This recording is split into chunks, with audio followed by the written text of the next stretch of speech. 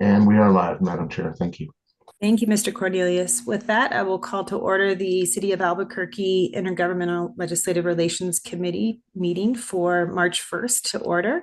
The good news is we have a very brief agenda, but a very important agenda, is my understanding, as we have updates from our state lobbyist, Mr. Thompson. I don't see Mr. Park, so I suspect that potentially, Mr. Thompson, you are going to give us all the news from our state legislature.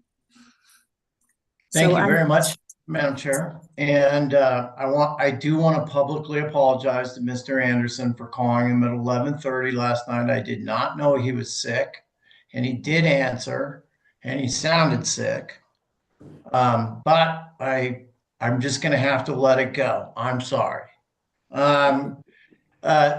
This week was crazy. It was crazy because Wednesday they had the deadline of a 5-day spree of legislators having 1,000 calls and emails and people pestering them about their projects.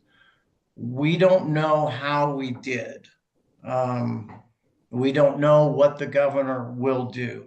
And there's really no way of knowing for sure what happened until we see the document. We have seen a lot of individual sheets. And I will tell you, I'm very confident that of the big five, let's say the city of Albuquerque, Bernalillo County, APS, UNM, I don't know who the fifth one would be. I'm certain that we will be number one. But that being said, I don't know how we did on individual projects and those things.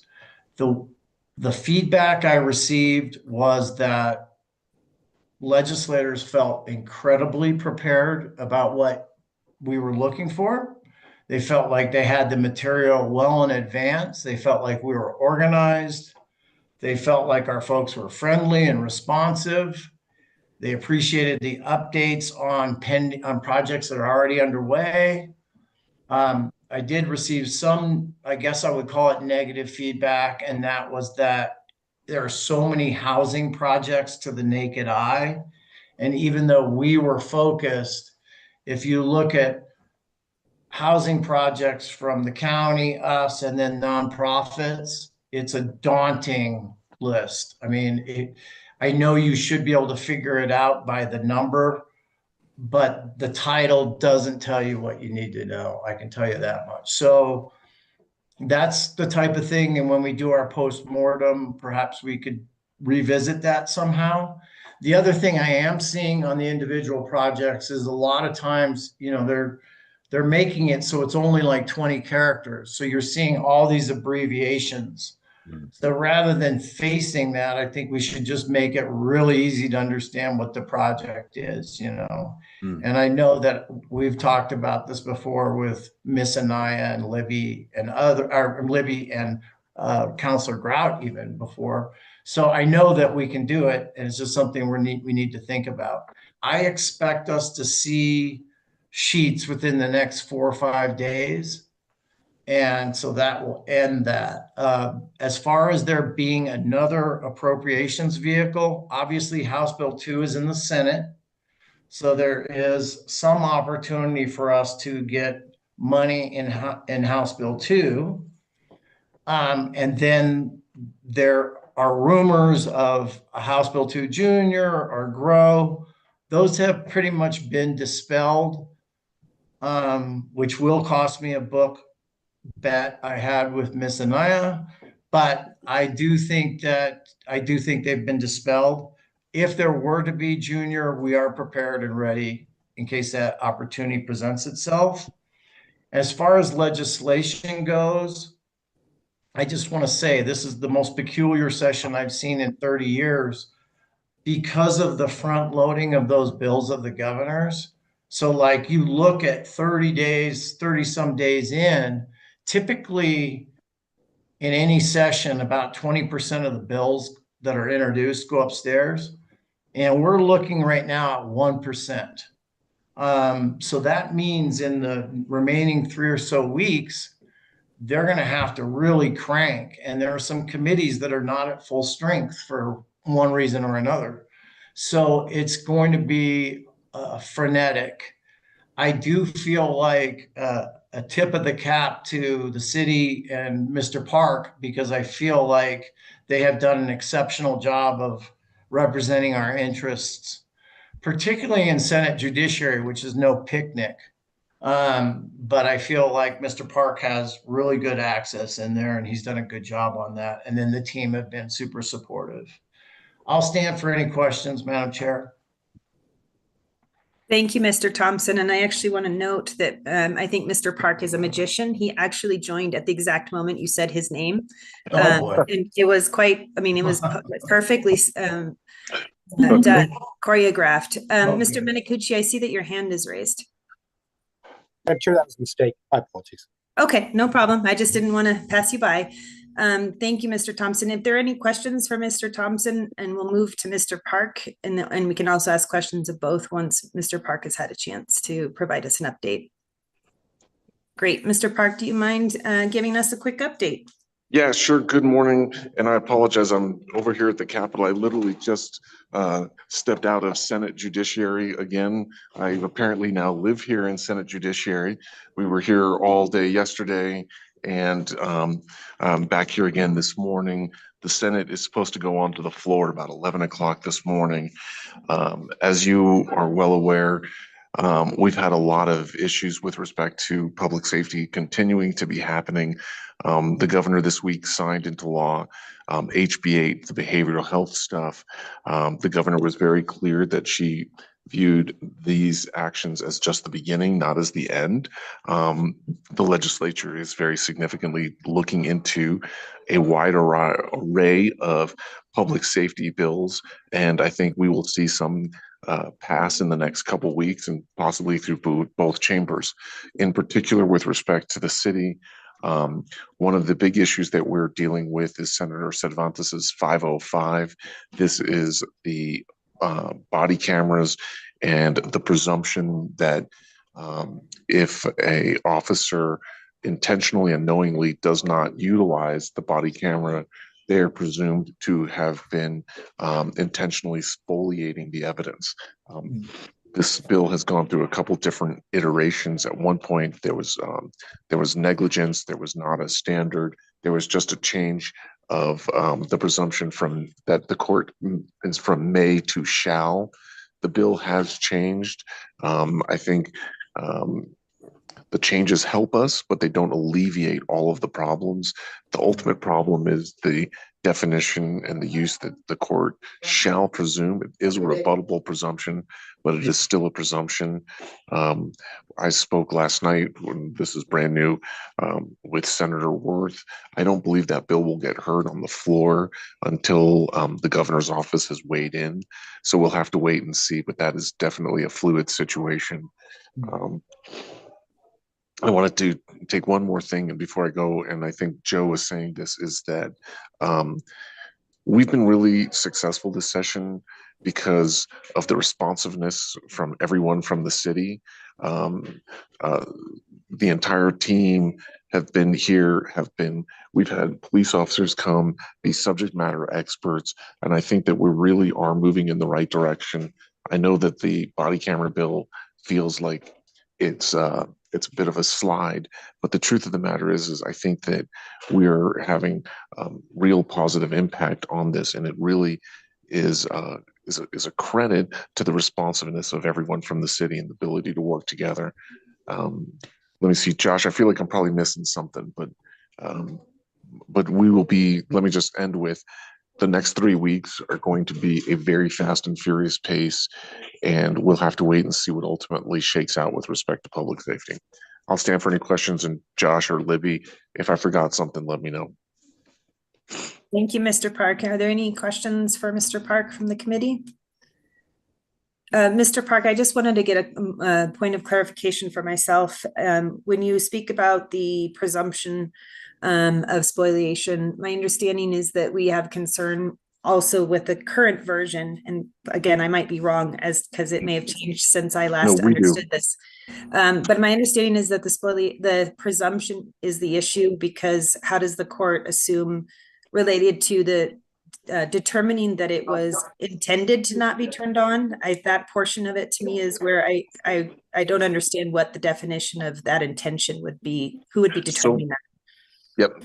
So we still have problems. So the bill originally said that if a body camera was not activated, there was a presumption that it was done intentionally and that it would lead to a spoliation of evidence. What to try to address those concerns is that they added the language that says if a body camera is knowingly and intentionally not turned on, then the court shall presume that it was done and intentionally, and that it was done with the intent to spoliate evidence. So it's a super nuance. The presumption is still there. The shall is still the problem. It's before it used to be, and the original language said that the court may presume, which gives the court larger discretion. So when you think about it, typically, like in courts, everything starts off as a 50-50. But when you do the shall presume, you're already at sort of a 60-40 against the officer. It's rebuttable, but you're starting in the wrong direction. So we want to go back to the may, which leaves it at a 50-50. That's and that's what we're working on. And I actually will tell you, I think that the knowingly and intentionally language is good. It definitely helps, but the fatal flaw is the shall and the may. Until we can get that shall back to a may, I don't know that we'll ever be satisfied. Josh and Libby can address that, but that's the issue that we're working on, and that's the issue that we're trying to work with the governor's office on now to ensure that that they don't support that legislation, because it's really problematic. We saw, up and down, all law enforcement was opposed to it. Thank you, Mr. Park. I know that there's real issues related to when an officer is in a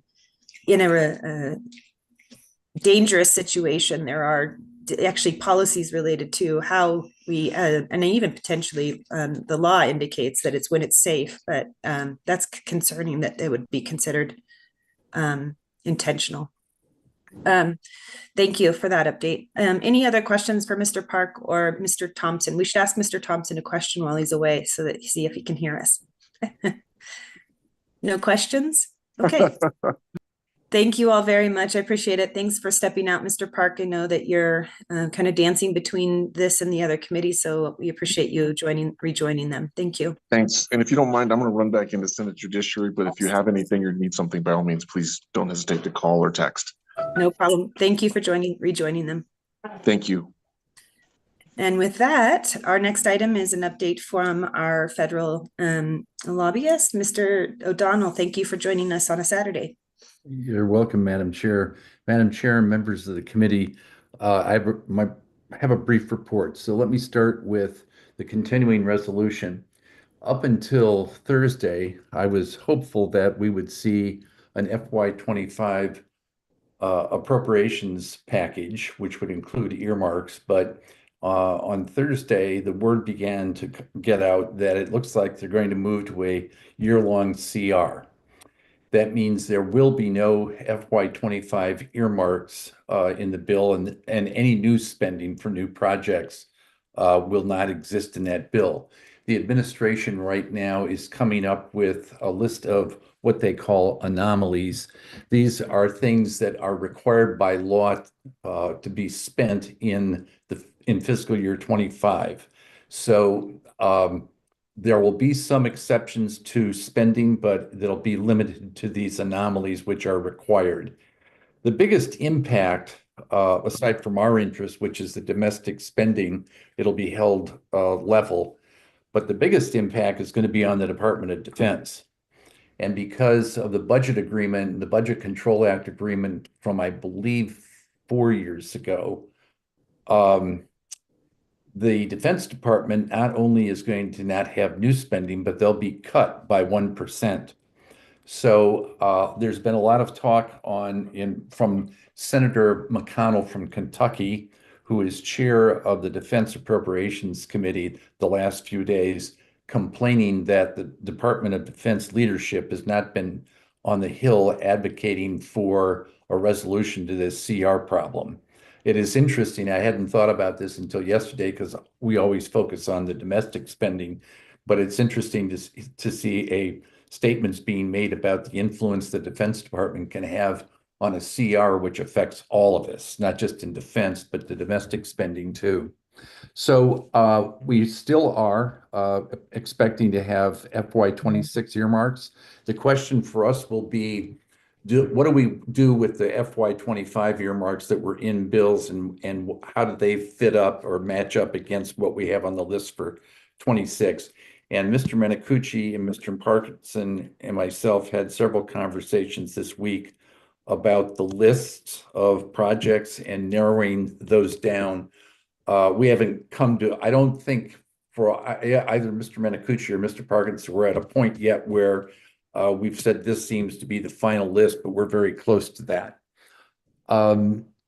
We are going to be meeting with the New Mexico delegation this week on some different topics, and I expect to find out more from the staff about what the appropriations deadlines are going to be for FY26. And in fact, I know from Mr. Parkinson, he has been in touch, I think, with Senator Heinrich and Senator Lujan's office that have been telling him what the time frame looks like. But I hope to have something more specific this week. This week, I also met with the Corps of Engineers and the Bureau of Reclamation on some issues, and it was interesting, and I bring them up because of the grants process and the pause.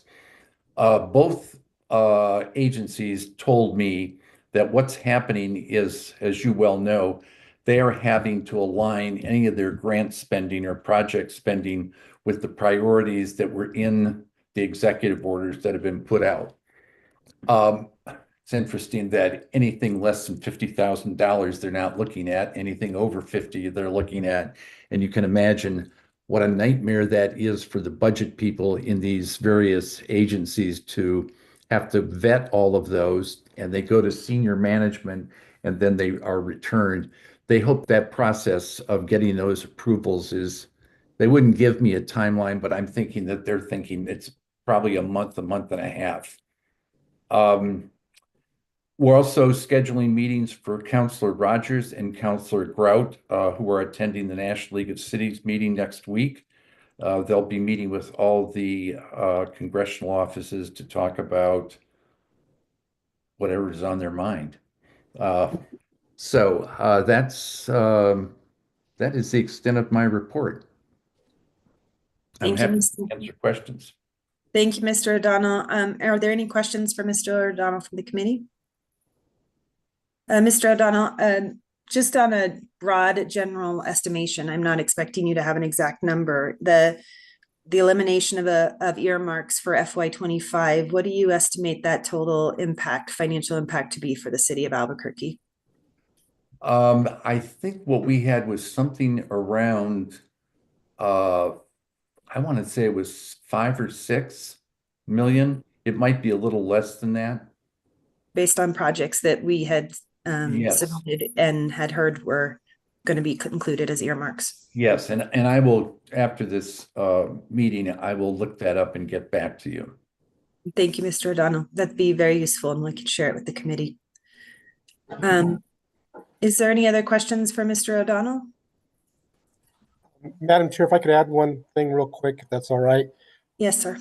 Mr. O'Donnell, I think you had mentioned earlier that if they do go to a continuing resolution, the 25 earmarks are not able to be funded, that there might have to be a point where the city will have to go back to the applicants and may have to make a decision. Do you reinstitute? Do you just resend in the 25 earmarks in the 26 process, or do you put in new earmarks? I think, can you kind of brief the committee real quickly on that? Or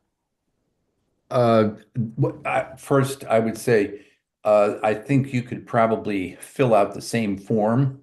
I will find that. That's one of the reasons we're meeting this week with staff, is to find out how they expect to handle the 25 earmarks versus the city's interest in continuing to request those, or changing the list or items on the list. okay, but Is that- yeah, but I think where you were indicating we may need to be prepared for the the administration, the councilors may have to make a decision that they just resend in the 25 earmarks for 26, or do they let those go and they put in new ones? Am I understanding that correctly, or? Yes, and I also think, well, it's going to be up to you. Whatever consider it this way: FY26 earmark requests are all new earmark requests for FY26. Whatever you want on that list is your determination, and it could be things off the 25, and it could be things that are new. Whatever you feel is the greatest need. I would say this, as you asked that question, Mr. Minicucci, I was thinking, I don't know whether that affects your resolution and whether you have to go back and change anything based on that. And I can see the chairwoman smiling about that, because that's another bureaucratic step that Congress doesn't care about, but we know about.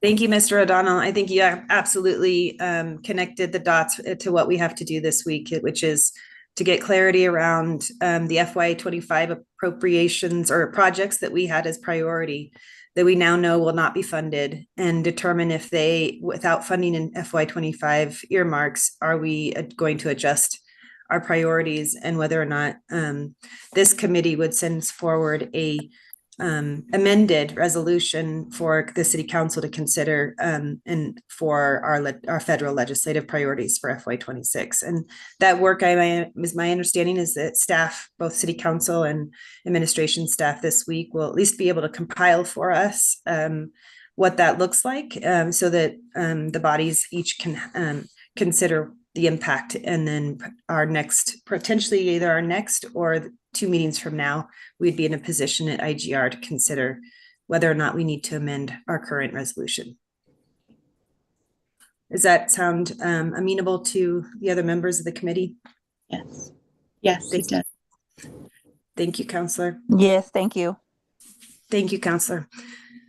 Well, with that, our last item on the agenda is other business. Is there any other business of the committee? I always feel like I have to check in with Mr. Minicucci, because he sometimes knows the secret other business. Madam Chair, there's no other business at this time. Thank you. Have a good weekend. Thank you. And I don't mean secret. I just mean you often have the running list for us. So thank you. With that, thank you, Mr. O'Donnell. Thank you, Mr. Thompson, for joining us.